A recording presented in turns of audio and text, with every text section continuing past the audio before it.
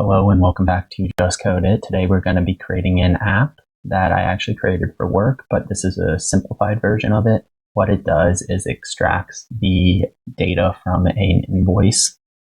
The actual app I created was an API, but here I just created a app that runs on Streamlit where you upload a invoice and it extracts the information. The app is over here on the right. Let's just do a walkthrough to begin. First, we're going to be using the Mistral 3 model, the 3 billion parameter one, just a nice small model. Here, we're just going to select an invoice. These are just example invoices that we're going to use. This is the invoice. Then we're going to scroll down here and press extract. What it does when it has a PDF, it just extracts the text from the PDF. Then using the LLM, it extracts all the pertinent information from the PDF.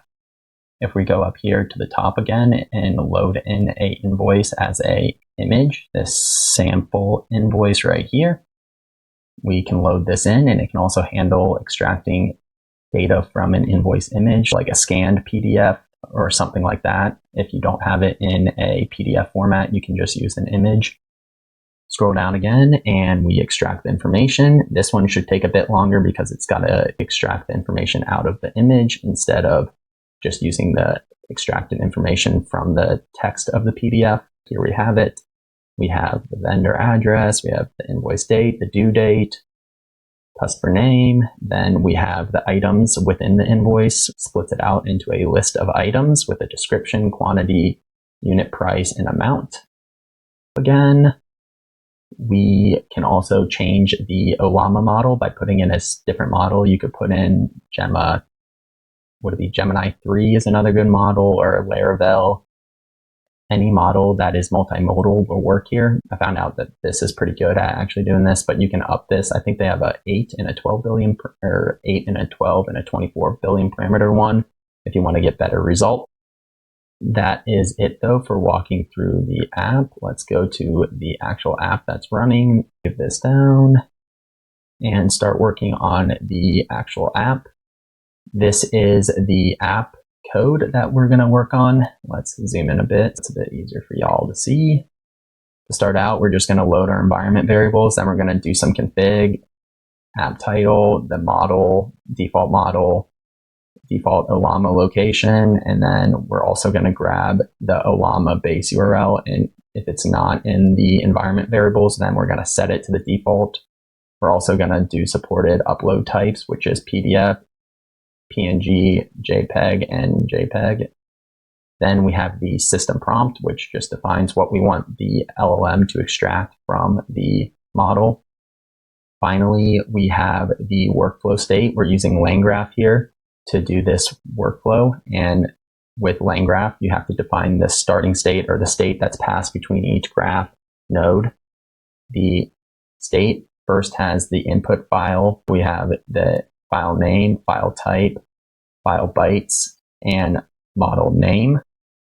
Then we have some intermediate / final values that are going to be produced throughout the graph nodes, which is the invoice text, the raw response, and then the extracted fields, which is a dictionary with strings and any type, because it can either be a number, a string, or some other type that it extracts the information that it extracts from the PDF. Before we go through all these, let's actually go to the very bottom and look at the main method. Here, we're just going to be calling all these methods above to get this starter template right here, where actually nothing will happen if I load this in and press extract. This is the template that we're using, or the Streamlit layout that we're using, and then we're going to add functionality to the components. Here we have the config for the Streamlit app, where we're going to do the title and write some Streamlit information. That's right here. And then we have the model name, where we're going to grab the default model name right here. After that, we have a upload file, which is this component right here that allows us to upload images, and we pass it the supported upload types. After we do that, we have this if statement that does not proceed until the file is uploaded. After the file is uploaded, we get the file bytes by doing upload file get values. We then write the file name and render the preview which is the preview of either the image or the PDF, depending on what type. After rendering the preview, we're then going to create a file signature. You can do this one of two ways. We're just doing a very simple method where we're just going to do a tuple with the file name, the file type, and the length in bits, which it should be unique. But if you want a more production ready type, I would actually do a hashing, hash the file, or you could hash the file bits or hash this whole thing and then set it as the signature. What this does is basically looks to see if any changes are detected, and if they are, it will then process those changes. After we create that file signature, we check to see if it is equal to the active file signature within the Streamlit session state. If it's different, we then set the new session state active file signature to the current file signature, and then set the extraction results to none. This resets the app in order to process a new uploaded file. Moving down, we create the extract information button, which is a primary type. This is that button right there. When that button is pressed, we create a spinner, which shows running extraction workflow. Within the spinner, it sets a session state extraction result to run extraction, which passes the upload file name, type, file bits, and the model name. Finally, step 6, we have the render results. Checks to see if the extraction results are present. If it is, then we render the results to the screen, and we're just printing it as a JSON, but you could also iterate over it and print it to the screen in a better way, because you can grab the elements within the extracted elements and print them to different spots on the screen. We're just dumping the whole JSON object to the screen. Let's start going through the methods. The first section of methods are just some helpers. We have a isPDF, which checks to see if it's a PDF. Let's have that run always, which checks the application/PDF is the file type. Extract text from PDF, where we use this render PDF or PDF reader. After we create that reader using the PDF reader, we then extract all the text from the pages by iterating over the pages and extracting the text. Then we just format them a bit and return that formatted text. The next two methods are build PDF extraction prompt. This is just a prompt for extracting the information from the PDF, which gets the invoice text, and then extract all the invoice information from this invoice text. Next up, we have build image message. What this does is builds the prompt for a multimodal model where it's going to use the actual image, not just the extracted text from the PDF. If it's uploaded an image, it will then use this method to create that prompt. And all it does is it has a text prompt, which says extract all the messages from the PDF or from the image, then passes it the image where we have the file type, which is the type of image, and the base 64 encoded values or data for that image. After building the image message, we then load the documents. How we do this is we check to see if it is a PDF. If it is, we then return the text like this. If not, we then return an empty string, because then we're going to use the vision model to extract the information from an image rather than extracting the information from the extracted text from a PDF. Next, we have the method extract invoice node. What extract invoice node does is it sends the document to Ollama and parses the JSON response. What it takes in is the state, and from the state we grab the model name, then we do the temperature, format, and base URL. Moving down, we then check to see if the file type is a PDF. If it's a PDF, we then use the system prompt, which is the system prompt from above, and that default variable. Then the human message is going to be using that method that we created previously, which grabs the invoice text and then formats it into a prompt, creating a response. If it is not a PDF, an image, we then do the following. We invoke with the system method from the default system prompt. Then we have the human message, which is build image message.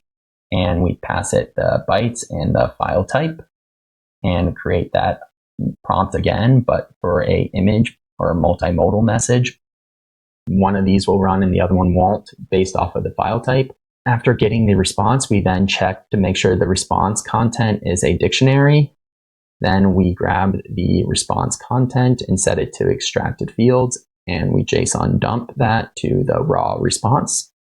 If the response is not a dictionary, we then grab the response content as a string, strip it, and then try to load it as a JSON object, the raw response, and add it to the extracted field to convert it to a JSON object. Finally, return the raw response and the extracted fields as a dictionary. What the build invoice graph method does is creates the LangGraph graph. First, we have the state graph, which takes in that invoice state, which is our state that we created at the very top. Then we have the load document node and extract invoice node, which are the two nodes that we're using.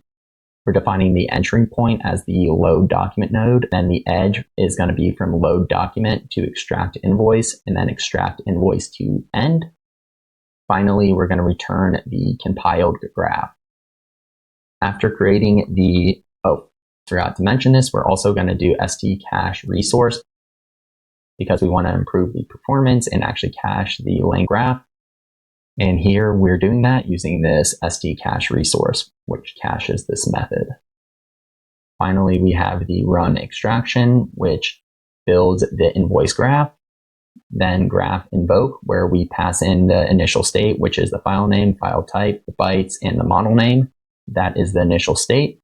Then throughout the process, we add some of the other methods. We add the invoice text and the raw response and the extracted fields. Those get added to the state as it moves through, but these are the initial states or state variables. We then invoke the graph, which gets a response, and we return that response.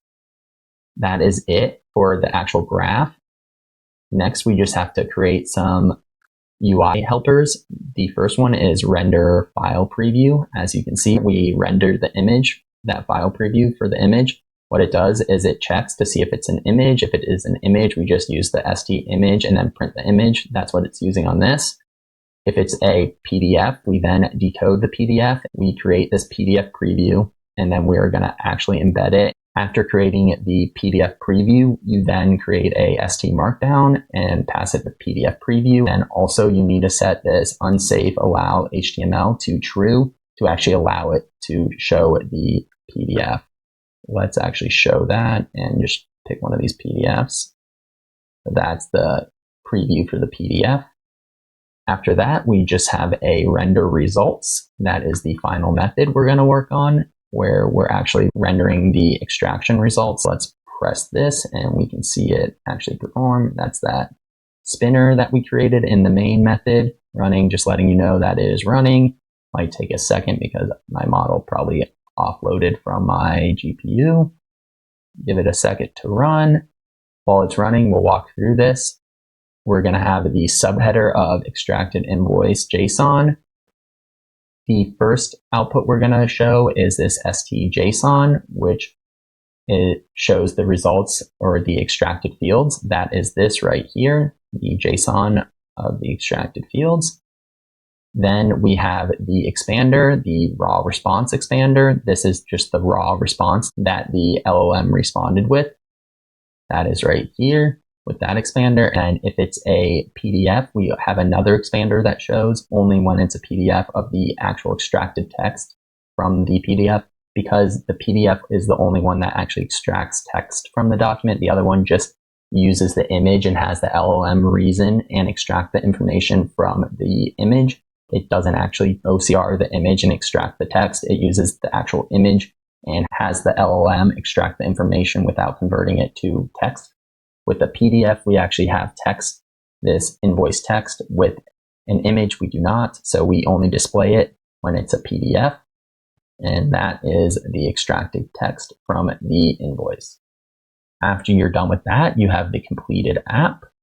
Here you can see it extracts the shipment to, the bill to, then all the lines within it, the description, quantity, and it looks like it messed up on this one. Yep. It would be interesting to see if it performs better using PDFs and extracting the text, or if it performs better using an image. That's one thing you could test out here. I actually think it might perform better if you just convert the PDF to an image, because it then will understand the structuring a little bit better. Whereas when you're using a PDF, if you come down here, this is all that the LLM is given. It doesn't really understand the structure of the PDF. Now, you could use a better process to convert the PDF, like Dockling. Dockling is pretty good, but it takes a lot longer to run when you're using Dockling. That's why I actually just used a normal extraction of the raw text. Let me know down in the comments below if you try this out. You should get better responses if you actually convert the PDF to an image and use the image to do all of the extraction. Let me know, though, in the comments down below. Also, if you have any questions, please comment down below. I hope you enjoyed today's video. See you next time.